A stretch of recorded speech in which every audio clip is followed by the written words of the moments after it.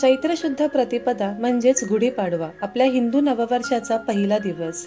या नववर्षाचे स्वागत करण्यासाठी घराच्या दारासमोर गुढी उभारली जाते आणि त्या गुढीला साखरेचा हार हा नैवेद्य म्हणून अर्पण केला जातो। आणि त्यासाठी या मस्त अशा साखरेच्या गाठी किंवा याला साखरेचा हार बत्तासे असं सुद्धा म्हणतात ते तर बनवलंच पाहिजे। बनवायला अगदी साधी आणि सोपी रेसिपी आहे। तर इथे आपण कुठेच इनोचा वापर न करता या पांढऱ्या शुभ्र गाठी कशा बनवतात हे पाहण्यासाठी व्हिडिओ शेवटपर्यंत नक्की पहा। सुरुवात करूया आपल्या रेसिपीला। नमस्कार मंडळी, माऊलीज किचनमध्ये तुम्हा सर्वांचं मनापासून स्वागत आहे। तर साखरेचा हार बनवण्यासाठी अगोदरच आपल्याला पूर्वतयारी करावी लागते। इथे मी आप्पे पात्र घेतलं आहे। याचा वापर केल्याने एकसारख्या साखरेच्या गाठी तयार होतात। तुमच्याकडे आप्पे पात्र नसेल तर एकसारख्या वाटी घेतल्यात तरी चालेल किंवा एखाद्या मोल्डचा वापर करा किंवा तुम्ही एखाद्या ताटामध्ये धागा ठेवून त्यावर हे मिश्रण सोडलं तरी हरकत नाही। कारण या गुढीपाडव्यासाठी आपण घरीच हा साखरेचा हार बनवतो, हा सर्वात मोठा आनंद आहे।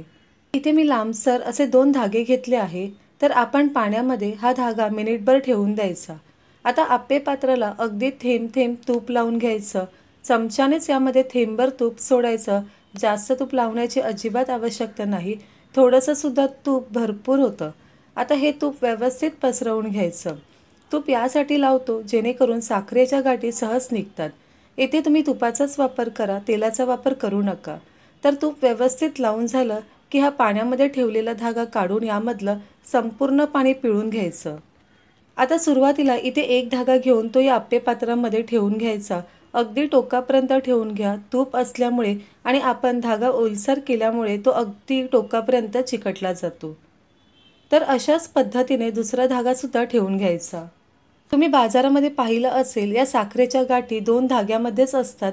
तर आपण सुद्धा असेच 2 धागे लावून या गाठी बनवणार आहेत। त्या दिसायला सुद्धा सुंदर वाटतात आणि या 2 धाग्यामध्ये ही साखरेची गाठी व्यवस्थित राहते, अजिबात पडणार नाही किंवा निघणार सुद्धा नाही। तर इथे पाहू शकतात दोन्ही धागे सुद्धा आप्पे पात्रामध्ये ठेवून घेतले आहे। तर इथे मी कढईमध्ये 1 कप भरून साखर घेतली आहे। तर याच कपने अर्धा कप पाणी यामध्ये घालून घेऊ। आता आपण गॅस चालू करून घेऊ। सुरुवातीला मोठ्या फ्लेमवरच यामधली साखर विरघळून घ्यायची।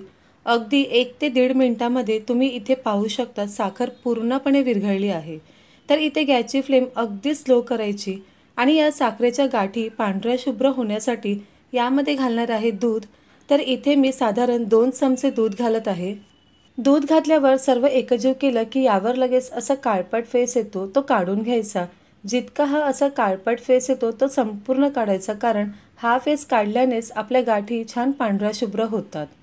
इथे तुम्ही पाहू शकतात यामधला संपूर्ण हा काळपट फेस काढून घेतला आहे। त्यामुळे थोडंसं तरी दूध आवर्जून घाला, जेणेकरून तुम्ही जर या साखरेच्या गाठी बनवल्यात तर त्या देखील मस्त अशा पांढऱ्या शुभ्र होतील। तर हा साखरेचा पाक आपल्याला दाटसर होईपर्यंत शिजवून घ्यायचा आहे। इथे 4 ते 5 मिनिटं झाली आहेत। तर हा पाक कितपत शिजला आहे किंवा घट्ट झाला आहे हे पाहून घेऊ। यामधला 1 थेंब प्लेटमध्ये घ्यायचा आणि हा असा पसरला जात असेल म्हणजे आपला पाक अजून तयार झाला नाही। पुन्हा याला अजून एखाद मिनिटभर शिजवून घेऊ। तर इथे एखाद मिनिटभर अजून झाला आहे। आता पुन्हा पाहून घेऊ पाक बनला की नाही। तर पाहू शकतात आधीपेक्षा कमी पसरला गेला आहे, पण तरी पण आपला पाक हवा तसा अजून बनला नाही। तर याला अजून 1 ते 2 मिनिटं शिजवून घेऊ। आता तुम्ही पाहू शकतात की पाक घट्ट तर झाला आहे आणि कढईमध्ये बाजूला असा साखरेचा थर जमत असेल म्हणजे पाक व्यवस्थित शिजला आहे। आता यामधला 1 थेंब प्लेटमध्ये काढून घेऊ। तर हे पहा, हा थेंब असाच राहिला, अजिबात पसरला नाही। याचाच अर्थ आपला पाक व्यवस्थित बनला आहे। तर इथे मला हा साखरेचा पाक तयार करण्यासाठी बरोबर 8 ते 10 मिनिटं लागली आहेत। आता यामधला थोडासा पाक एका भांड्यामध्ये काढून घेऊ आणि यामध्ये चिमूटभर खायचा पिवळा रंग घालून घेऊ आणि सर्व एकजीव करायचं। इथे मी पांढऱ्या आणि पिवळ्या रंगाच्या साखरेच्या गाठी बनवत आहे, म्हणून पिवळ्या रंगाचा वापर केला आहे। तुम्हाला हवा असल्यास तुम्ही नुसत्या पांढऱ्या रंगाच्या गाठी बनवल्यात तरी चालेल। आता हे मिश्रण गरम गरमच असताना आप्पे पात्रामध्ये घालून घ्यायचं। आपण कढईमधून वेगळ्या पातेल्यामध्ये घेतल्यामुळे ते थोडंसं गार झालं आहे, पण हरकत नाही, अगदी व्यवस्थित अशा आपल्या गाठी तयार होतात। पण तुम्हाला जर असं वाटलं की हे बाजूला काढून घेतलेलं मिश्रण भरपूर घट्ट झालं आहे तर त्यामध्ये 2 टेबलस्पून पाणी ॲड करा आणि पुन्हा ते थोडंसं शिजवून घ्या, म्हणजे हवा तसा पाक परत तयार होईल। आता पांढऱ्या रंगाचा पाक सुद्धा यामध्ये सोडून घेऊ। आता हा पाक कढईमध्येच होता आणि कढई गरम असल्यामुळे तो लगेच जमला गेला नाही। त्यामुळे पाक असा गरम असतानाच नेहमी मोल्डमध्ये घालून घ्यायचा।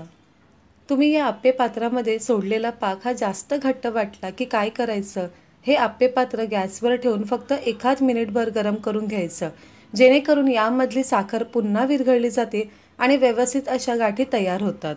किंवा तुम्ही 2 रंगाच्या गाठी बनवणार असाल तर सुरुवातीला एकाच रंगाचा पाक करून तो मोल्डमध्ये सोडून घ्या आणि त्यानंतर दुसऱ्या रंगाचा पाक बनवून घ्या, म्हणजे तुमचा पाक घट्टसुद्धा होणार नाही आणि व्यवस्थित अशी सुंदर साखरेची माळ तयार होईल। तर इथे सर्व मिश्रण असं आप्पे पात्रामध्ये सोडून घेतलं की व्यवस्थित सेट होईपर्यंत असंच फॅनखाली ठेवून द्यायचं। 15 ते 20 मिनिटांमध्ये छान अशी आपली साखरेची माळ तयार होते। तर इथे पाहू शकतात आपल्या साखरेच्या गाठी छान अशा सेट झाल्या आहेत, अजिबात हा त्याला चिकटत सुद्धा नाही। जर तुमच्या साखरेच्या गाठी सेट नाही झाल्या किंवा मिश्रण ओलसर वाटत असेल तर पुन्हा हे आप्पे पात्र गॅसवर ठेवून मिश्रण थोडंसं गरम करून घ्या, म्हणजे घट्ट होईल आणि या गाठी छान सेट देखील होतील। आता चमच्याने अशा पद्धतीने या गाठी मोकळ्या करून घेऊ। तुम्ही पाहू शकतात अगदी सहज निघत आहे आणि किती सुंदर अशी आपली साखरेची माळ तयार झाली आहे। तर या गुढीपाडव्याला तुम्ही सुद्धा अशी साखरेची माळ नक्की घरी करून पहा आणि तुम्हाला आजची रेसिपी कशी वाटली हे मला नक्की कळवा। पुन्हा भेटूया अशा छानशा आणि नवीन रेसिपीसोबत। तोपर्यंत स्वादिष्ट खा आणि आस्वाद मिळवा। माऊलीज किचनला लाईक, शेअर आणि सबस्क्राईब करायला विसरू नका। धन्यवाद।